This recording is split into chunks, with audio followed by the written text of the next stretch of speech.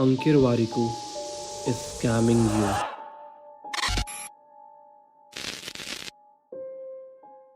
You guys heard it right when I say Ankit Warikoo, a Finfluencer with over 3.5 million subscribers on YouTube, is fooling you and spreading wrong information.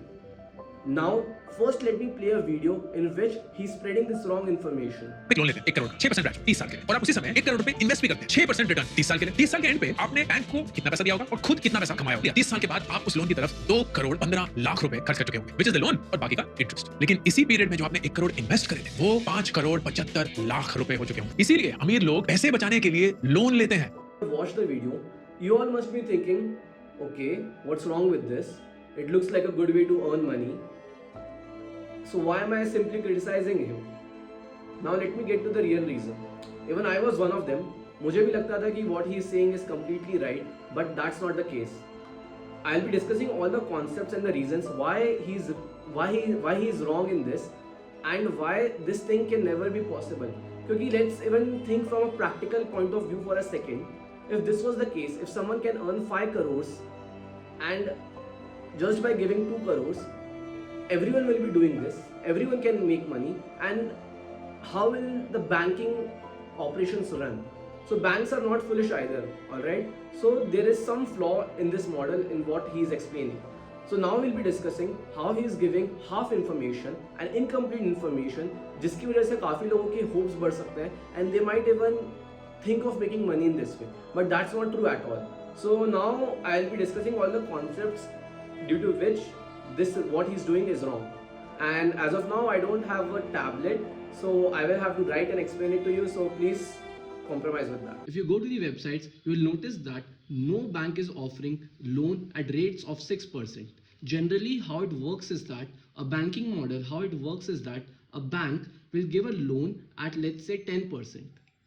And this the bank will be earning the interest rate of 10%. Whereas a person like, let's say me, I'll be investing only I'll be investing and giving money to the bank in the form of FD.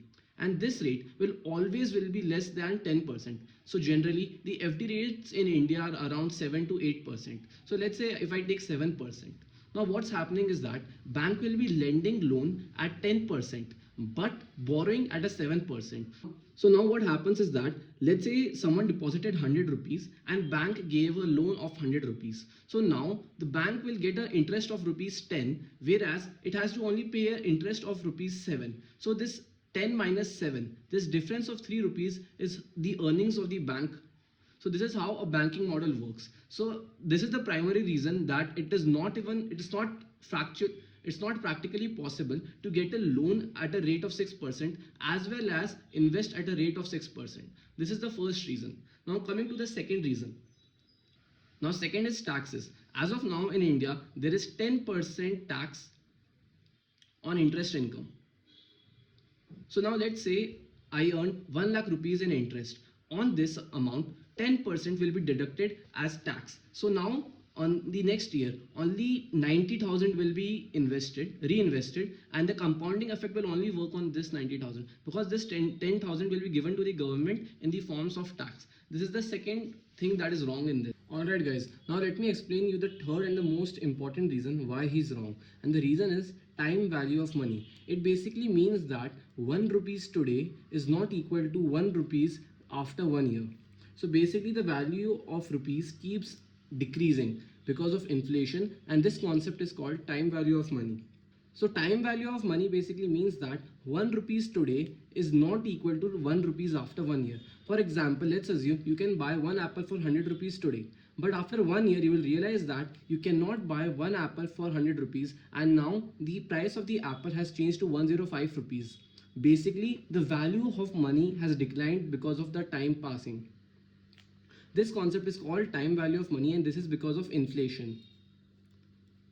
So basically, for us to compare two amounts, we need to make sure that they both are on the same year. Can you compare 500 meters and 3 kilometers? The answer is no. For us to compare them, we need to make sure they are in the same unit. Either we convert meters into kilometers or we convert kilometers into meters. Similarly, when we are measuring that, what money is more valuable? 105 rupees after 1 year or 100 rupees today, we need to make sure that they both are on the same line. So to bring them on the same line, we use a fundamental principle called compounding. Let's say the given bank interest rate is 8%.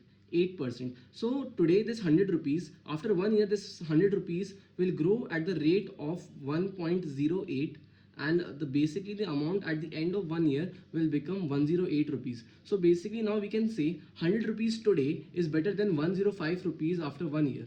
Now using the very same principle, we'll be seeing what Ankit Warikoo has done. Let us see the investing timeline. This is the investing timeline. So basically what's happening is we are investing on year 0 and going till year 30. After 1 year, we would have received some amount. Let's say the amount was 1 CR and the interest rate was 6%. So we would have earned 6 lakh rupees after 1 year. But we will not withdraw this. Instead, we'll let it go and it will keep compounding for the next 30 years. So basically at 2 years later, you will be getting interest on 1 CR plus this 6 lakhs. So all these amounts will be compounded and will be brought up to this 30 years date. And here we'll get a thing called future value. This will be basically the value of all these cash flows on 30th year. And this value will be equal to 5.75 CR approximately. But now let us see the loan table. Now what's going to happen is that you have taken, this is year 0, this is year 30. Now when you take a loan, every month you need to pay an EMI. So basically we cannot compare this amount with this amount. So now what Ankit Warikoo has done is that he has added all these and the amount has come to 2.15 CR. But all these cannot be added. For us to compare the two amounts, we need to make sure they both are on the same date. So now what we'll be doing is we'll be taking the future value of all these EMIs. Let's say we did not pay EMI and we would have invested the same amount at 1.06 rate, then what would have the amount become? Now when you will do this, you realize that the amount will be exactly same, which will be 5.75 CRs. This means that you haven't earned any money by doing this, and you wouldn't have made any money by doing this, what Ankit Warikoo is saying. Alright, so long story short, it does not make sense to take a loan at the rate of 6% and reinvest the same loan at the rate of 6%. If you're going to do this, you are going to make zero money at all.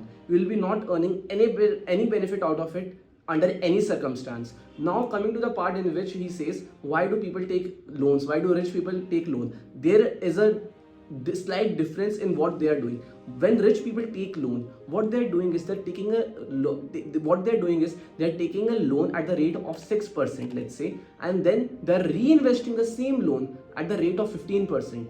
So now the difference is called a spread. So now 15% minus 6%, the spread of 9% is their income. So this is as good as what banks do. So they are doing something like a bank, but not exactly a bank, but this is the main funda of how they're earning money. So if a second year BCom student like me can understand this concept, 110% even Ankit Warikoo can understand the same concept, and he's just simply fooling around and spreading half information to you guys so that he can gain popularity. And when people get to know some positive content like this, like when they get to know, oh, it's so easy to make money, they can simply reinvest the loan at the same rate and make a ton of money, it makes people happy apparently, because it's like the easy route out or easy escape, easy way to earn money, and people end up liking the videos or whatever it is. So basically he's just spreading this wrong information. So this is just for awareness that whatever we hear and whatever we see is not always true on internet. All right, so well, yes, that is it for this video. I will be seeing you guys in the next one. There might not be a lot of clarity in me teaching you guys, but apparently if you guys have any doubts, you can definitely go online, search all these concepts, and you will 110% find out that what I am saying was right. So, and if you guys have any comments against me, I'm very open to hear them and want to know if I'm wrong anyway. So yes, that is it for this video, and I'll be seeing you guys in the next one.